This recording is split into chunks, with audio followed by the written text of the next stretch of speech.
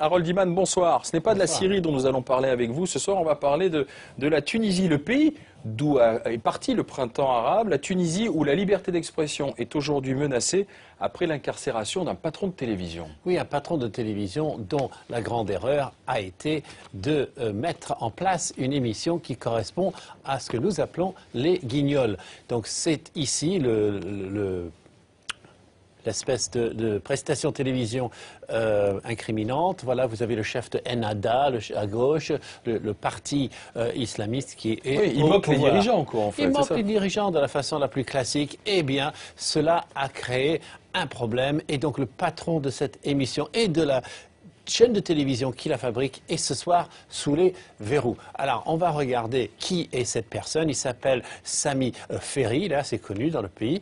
Et son grand crime, c'est d'avoir été, bon, non seulement d'avoir lancé cette émission qui a tant déplu aux dirigeants actuels, mais d'avoir été, par le passé, associé en production télévisuelle d'un membre de la famille de Ben Ali. Donc, c'est comme ça que le régime le tient aujourd'hui. Ils disent, ah bon, on a un dossier sur vous, vous êtes corrompu. Il a dit, ah bon, bah, puisque c'est comme ça, je me constitue prisonnier, on verra bien ce que vous allez faire de tout ça. Mais est-ce que ce qui arrive à Sami Ferri, actuellement en Tunisie, est-ce que c'est un cas isolé ou y a-t-il des précédents déjà?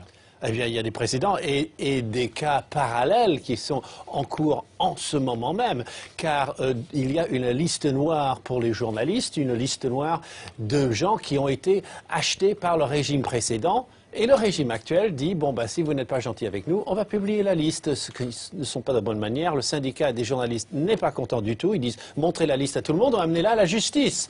Mais ne jouez pas comme ça, au jour le jour, je vous sortirai votre nom, pliez-vous à nous. Et puis il y a d'autres lois inquiétantes qui sortent dans le pays.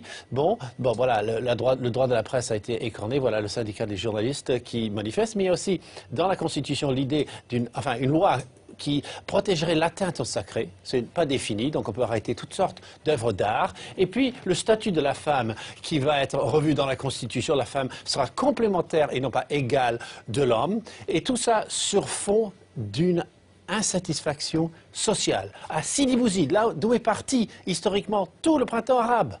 Sidi Bouzid, cette ville-là, eh bien, il y a des manifestations d'ouvriers et de gens pauvres et le gouvernement ne veut pas en entendre parler. Et aussi à Kasserine, une autre ville. Donc, ça bouge dans le pays. Et voilà comment le régime répond. Et puis, bon, les démocrates sont inquiets. Merci, Harold Iman.